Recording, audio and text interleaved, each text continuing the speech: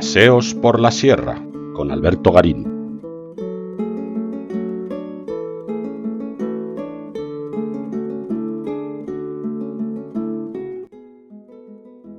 Monterrubio es una localidad segoviana situada a una treintena de kilómetros al suroccidente de la capital de la provincia. Se encuentra ubicada en el valle del río Negreña, justo a los pies de un pequeño promontorio granítico, uno de los últimos residuos que quedan de esa piedra granítica propia de la Sierra del Guadarrama. Un promontorio que sirvió como cuesta para situar la localidad, que de esta manera buscaba cierta protección contra la acción de los vientos. Monterrubio pudo tener un origen prehistórico, pero lo que conocemos de su historia nos lleva ya a la plena Edad Media, cuando toda esta tierra de Segovia fue repoblada a partir del reinado de Alfonso VI. Ya hemos hablado en otros paseos por la sierra de este fenómeno de la repoblación de la tierra de Segovia a finales del siglo XI, durante el reinado de Alfonso VI. Hemos de pensar que consistía esencialmente en reorganizar esos territorios que se estaban incorporando al Reino de León, y que esa organización pasaba esencialmente por controlar la tierra, por tener a la gente situada de tal manera que esa tierra se podía poner en producción, se podía explotar de una manera, digamos, más o menos estructurada. Esto lo que va a provocar es que en muchos de estos pueblos, y Monterrubio no es una excepción, aparte del pueblo que hoy tenemos consolidado, Monterrubio, tenemos al menos dos despoblados en el entorno, en el término municipal del actual Monterrubio. Por un lado el de Tobar, del que ya solamente quedan unas pocas ruinas, y por otro lado el de Las Lastras de la Lama, que hoy es una finca privada que ya tenemos ocasión de visitar en un futuro paseo por la sierra. Lo curioso está en que si vamos colocando cada una de estas localidades, el pueblo que hoy pervive más esos despoblados, nos damos cuenta que prácticamente hay un reparto, vamos a decir, equitativo del lugar, porque se trata de ir situando estas localidades a una distancia que permitiera a sus habitantes, desde dichas localidades, poder cultivar la tierra a una distancia de los bueyes tirando de las yuntas para poder arar la tierra. De modo que existía una lógica detrás de esa distribución. Una lógica que, insisto, vamos a encontrar en otros muchos pueblos de la tierra de Segovia, donde inevitablemente, asociado al pueblo que actualmente sigue existiendo, siempre vamos a encontrar la presencia de uno o varios despoblados. Cuando hablamos de repoblación, por lo general no estamos hablando de aportes nuevos de gentes en ese lugar que es repoblado. Pero en el caso de Monterrubio sí que es uno de esos ejemplos en los que sí van a llegar gentes desde el territorio septentrional de los reinos de León y de Castilla. En este caso, todo apunta a que son gentes llegadas desde La Rioja.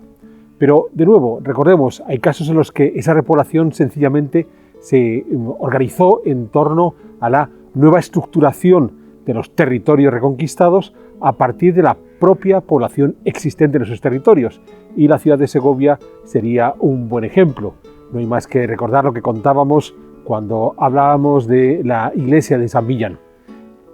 Volviendo al caso de Monterrubio, sabemos la primera documentación escrita que hace referencia a esta localidad ya es del siglo XII, de mediados del siglo XII, a pesar de que hemos señalado antes de que la repoblación se pudo llevar a cabo a finales del siglo XI.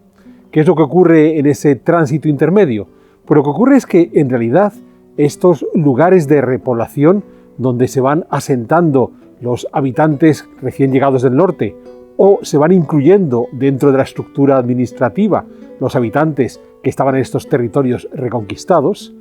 van a ir consolidándose o no, y de ahí la existencia de los despoblados que citábamos antes, y una vez que se han consolidado, uno de los primeros elementos que van a venir a configurar esa consolidación es el templo, es la iglesia parroquial en torno a la cual se vertebra la vida cotidiana de estos gentes de la repoblación. La vida cotidiana no solo porque el templo va a marcar la actividad religiosa, sino también la actividad social, dado que los primeros ayuntamientos solían celebrarse a la puerta de estos templos al terminar la misa de los domingos, o sencillamente todas las fiestas que marcan la vida cotidiana de los habitantes de la Edad Media. el nacimiento a través del bautismo, la posibilidad de construir una familia a través de matrimonio o los enterramientos con la extrema unción y, por supuesto, el hecho de ser inhumados en la cercanía de esos templos. En el caso de Monterrubio, lo que vamos a tener es una cabecera que probablemente data de esa mediados del siglo XII, más allá de que el resto de la construcción ya es posterior. Las naves, donde pareciera que han tenido que bajar la altura de los techos, en esencia porque debió haber menos recursos de los esperados para construir la iglesia ambiciosa que pretendían en un principio, ya pueden datar del siglo XVI, finales del siglo XV, comienzos del siglo XVI, algo que queda bien evidenciado a través del arco de acceso, esos arcos de grandes dovelas a los que ya en el pasado les hemos dedicado una sierra de historias, y que sabemos que fue enriqueciéndose con el paso del tiempo esta iglesia, sobre todo en el siglo XVIII, que es la fecha a la que corresponden los retablos más significativos que tenemos en el interior de este edificio. No podemos dejar de señalar que además en las restauraciones que ha ido sufriendo el edificio le han ido retirando las capas de encalado que en el pasado cubrían los muros y que hacían que sus fábricas no presentaran el aspecto un tanto accidentado y a golpe de parches que parece ofrecer hoy en día. La estructura urbana de este Monterrubio original debía ser muy sencilla. Hemos de pensar que estamos hablando realmente de aldeas, donde van a tener posibilidad de vivir un par de docenas de familias y que se van a organizar en la cercanía de la iglesia. Pero ojo, no en torno a esta iglesia. Esto llama la atención que son muchas las localidades de Castilla donde vamos a encontrar que el templo parroquial principal ha quedado a las afueras de la ciudad, o si ha sido rodeado por esa villa, ha sido por construcciones muy posteriores. ¿Qué es lo que vamos a tener entonces? Pues vamos a tener una estructura muy sencilla en la cual la iglesia se colocaba no en la cumbre de esa cuesta que estábamos viendo antes, en esa afloración granítica, sino a media ladera, y a partir de esa media ladera desciende la localidad, de modo que de alguna manera consiguen que esa cuesta se convierta en una especie de paravientos que de alguna manera, insisto, trataba de proteger del aire frío que pueda venir de la sierra. A partir de ahí se desarrolla una calle, la que estoy recorriendo actualmente, que probablemente es el primitivo trazado urbano de Monterrubio, hoy calle de la Iglesia, en donde a cada lado se colocaban las primeras viviendas de esta aldea inicial. Es importante señalar esa necesidad de la creación de una calle, por muy sencillo, por muy modesto que fuera el asentamiento inicial, porque después de todo estamos haciendo una reestructuración del espacio a partir de un concepto muy tradicional, muy clásico, muy romano, a golpe de pueblos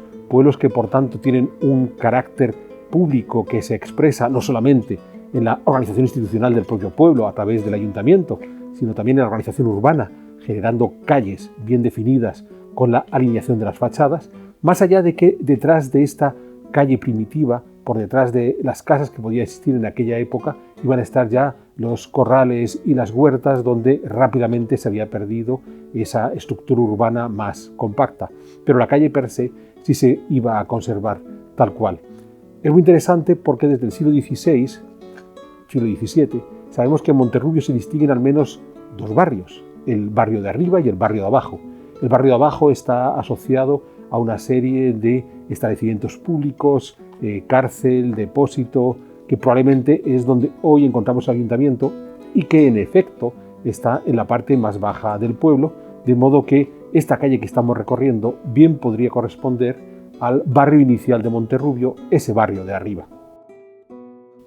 Una de las singularidades de este barrio de abajo es que por medio de él, discurre un arroyo, que se puede ver en estos días que ha llovido de forma abundante. Como buen arroyo, es estacional y, por ejemplo, en verano, en esta calle por la que discurre el arroyo, no corre agua. Pues bien,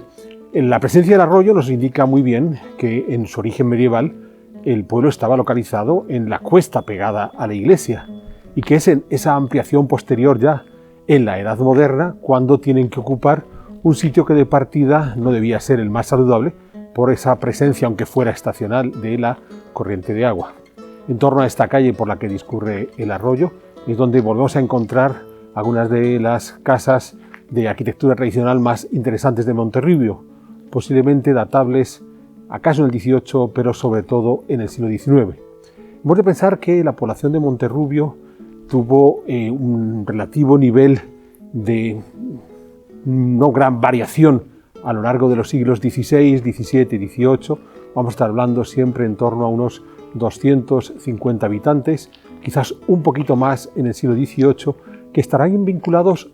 no solamente a las labores agrícolas de estas tierras de cereales, sino sobre todo y muy especialmente al ganado lanar. Sabemos por el catastro de la Ensenada de mediados del XVIII que aquí van a tener no solamente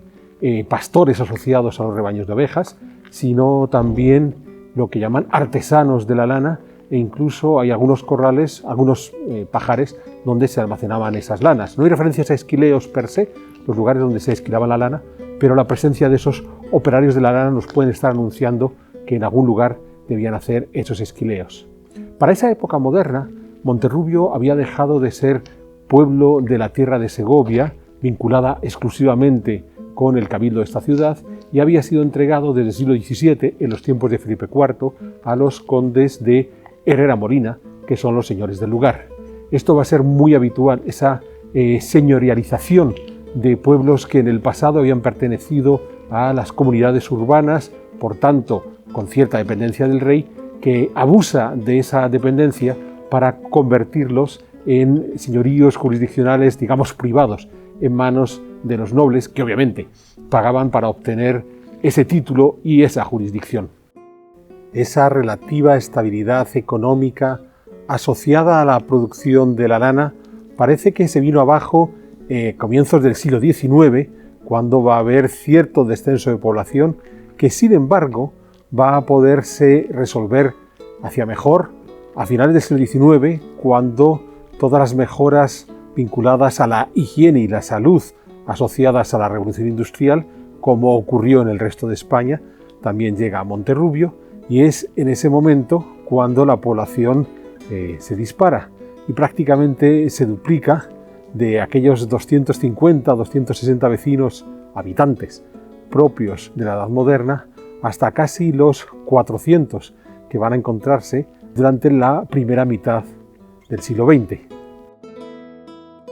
Pero, por supuesto, como ocurrió en el resto de la España rural, el desequilibrio que se produjo entre ese crecimiento demográfico asociado a las mejoras en higiene y salud y la capacidad económica que localidades como Monterrubio tenían para ofrecer trabajo a sus lugareños provocó la gran emigración de la segunda mitad del siglo XX, que hace que en la actualidad, de manera oficial, en Monterrubio no haya más de 64 personas empadronadas. Es cierto que la localidad, más allá de estos empadronados, sigue siendo una referencia para aquellos que tienen vínculos familiares o sencillamente entrañables con este lugar, de ahí que se ha convertido sobre todo en un lugar atractivo como segunda residencia, dada su relativa cercanía tanto a Segovia como a Madrid.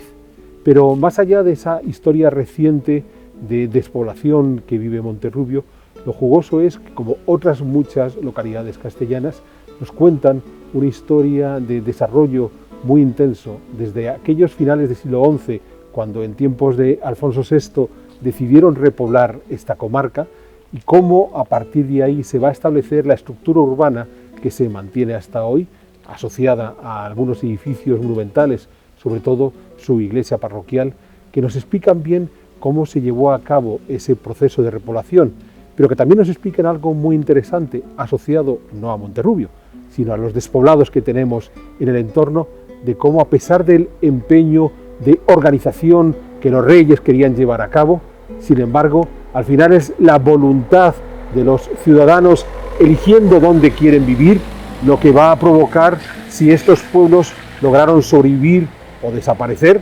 Monterrubio fue capaz de sobrevivir al menos hasta el siglo XXI, cuando de nuevo son las circunstancias propias de los habitantes del lugar los que van a terminar por definir si un sitio como Monterrubio permanece en el tiempo o está condenado a desaparecer.